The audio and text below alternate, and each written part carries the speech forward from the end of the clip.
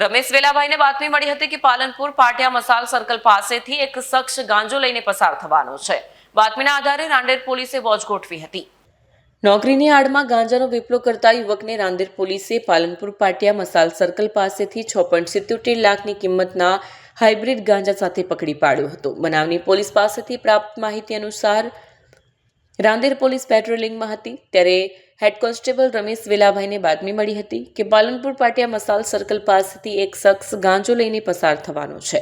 બાતમીના આધારે રાંદેર પોલીસે વોચ ગોઠવી હતી। આ સમય દરમિયાન ત્યાંથી મોપેડ પર સવાર થઈને ચારવાક જનક ભટ્ટને અટકાવી તપાસ કરી આરોપી ચારવાક ભટ્ટ પાસેથી રૂપિયા 6.77 લાખની કિંમતનો 225.87 ગ્રામ ગાંજો મળી આવ્યો હતો। પોલીસે આ ગાંજો અને મોપેડ તથા મોબાઈલ ફોન મળીને કુલ રૂપિયા 7.15 લાખનો મુદ્દામાલ કબજે લીધો છે અને આગળની કાર્યવાહી શરૂ કરી છે।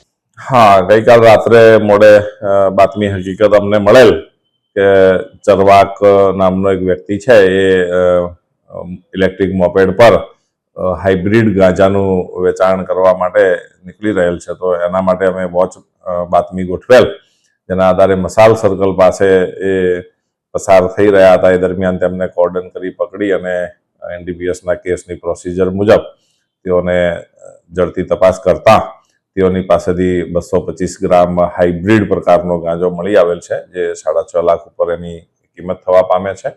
અને કોઈ નિહિલ નામના વ્યક્તિ તેઓને આ હાઇબ્રિડ ગાંજો વેચેલ છે અને તેઓની કાયદેસર કરી ધરપકડ કરવામાં આવેલ છે અને નામદાર કોર્ટમાં રજૂ કરી અને 1 દિવસના વધુ ફર્ધર પોલીસ કસ્ટડી આપવામાં આવેલ છે। જી સર, આરોપીનો કોઈ પૂર્વ ઇતિહાસ ખરો?